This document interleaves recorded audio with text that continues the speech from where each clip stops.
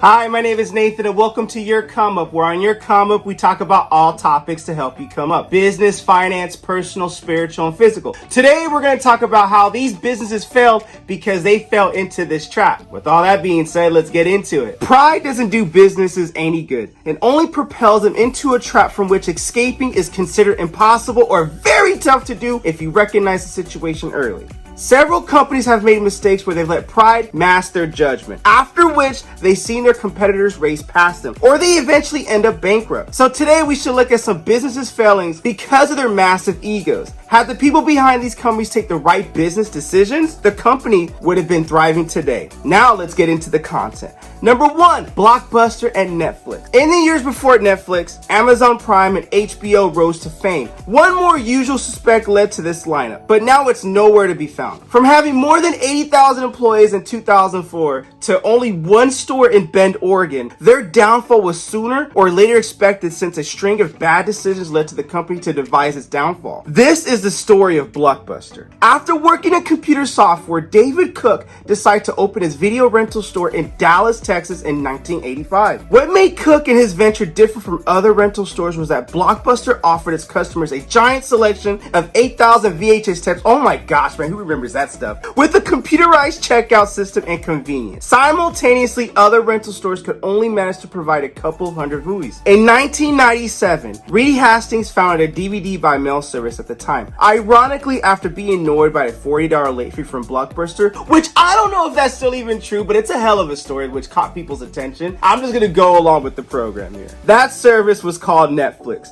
2 years passed and Blockbuster made their biggest mistake ever, probably the one which contributes to their downfall now. They passed on the opportunity to buy Netflix for $50 million. Blockbuster did work with Enron to create their video on demand platform, which was trialed successfully among customers. Still, most of the work was from Enron in this joint venture, which caused Blockbuster to walk away from the first significant development of wide-scale movie streaming. As expected, a few years later, Netflix, which broke with a significant impact in the market, began to cut down Blockbuster's profits while increasing its market value. Netflix offers as many movies as you want for $20 a month without any late fees. With this deal, Blockbuster was feeling the heat. It took Blockbuster 5 years to introduce its DVD by mail service, which clearly showed everyone why Netflix strategy was way ahead of its time. The thousands of stores worldwide plummeted. The franchise with 9,000 stores at once was reduced to only 3 in 2009 and now 1 in Bend, Oregon. It would be safe to say that they were the creators of their demise. The company might have been on top of the digital streaming game had they bought Netflix for $50 million when the opportunity presented itself. Number 2, Ray Kroc and Pepsi. Have you ever wondered why McDonald's never sells Pepsi? Personally, if you give me the choice, I'm more of a Pepsi guy. I might get some hate on the internet, but we all have our choices here. But I will gladly take a Coke if it's there. It's no big deal to me, but if you give me a choice, give a brother a Pepsi. But we'll go right back into the story. McDonald's never sells Pepsi because McDonald's has some rival with Pepsi or something like that. Actually, they kind of do.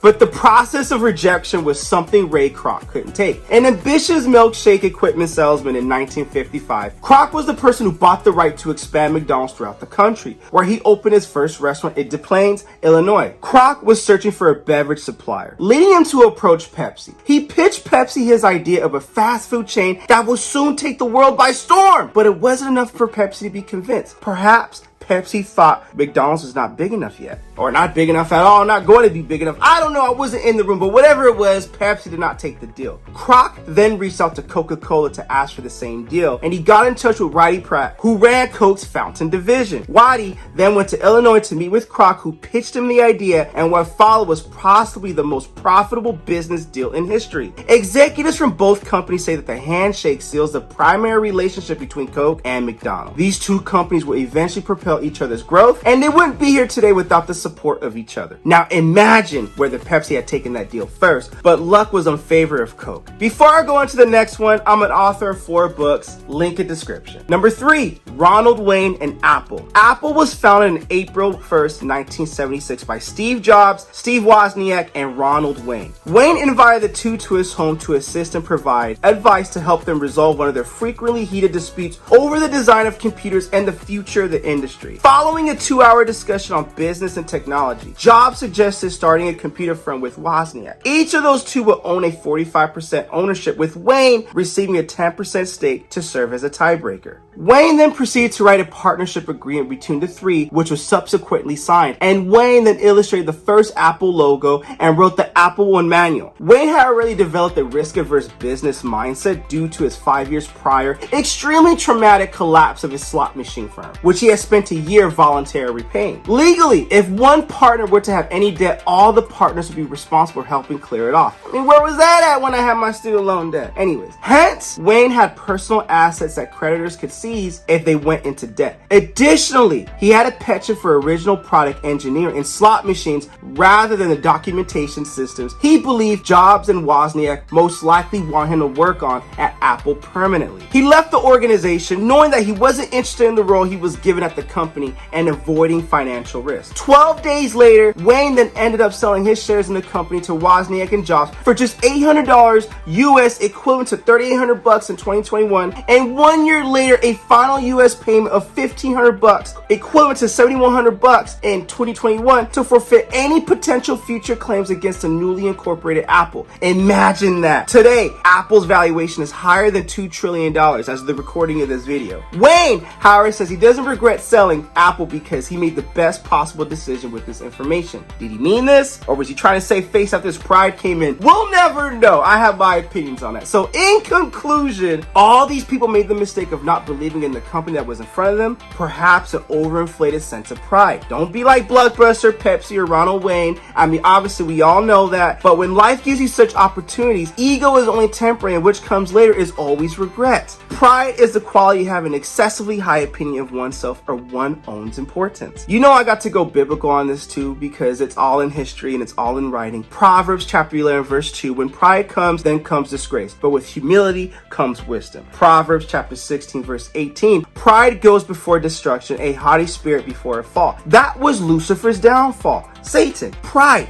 Ezekiel chapter 28 verse 17 states that your heart, Satan's heart, became proud on an account of his own beauty and corrupted your wisdom because of your splendor. He became so corrupted with his own beauty and overinflated sense of worth that he began to desire himself the honor and glory that belonged to God alone. He wanted to be higher than the Almighty himself. This represents the actual beginning of sin in the universe, preceding the fall of Adam and Eve. Satan attacked their pride. If you eat that fruit, you'll be just like God. Tower of Babel in Genesis chapter 11. The Babylonians wanted to come together to build bricks and make a tower so high that it reaches the heavens so that they can make a name great for themselves. For those that may not know the end of the story, God came down and it confused their language, creating other languages in the world, and they all scattered. Pride was their downfall, and from history to present, that seems to be the case. I just want to end it with, remember Proverbs chapter 11 verse 12. When pride comes, then comes disgrace, but with humility, then comes wisdom, and you may be able to see what's in front of you. Actually, you probably will see what's in front of you and make the best decision going forward. Hopefully you got the message with this video, and I hope you actually liked this video and got value from this video. If you do like the content I'm throwing up, you know what to do. Like the video, subscribe to this channel, comment below if you struggle with pride from time to time. I know I do. Every now and then, I don't need to teach myself about it. I just need to remind myself about pride because it's easy to get,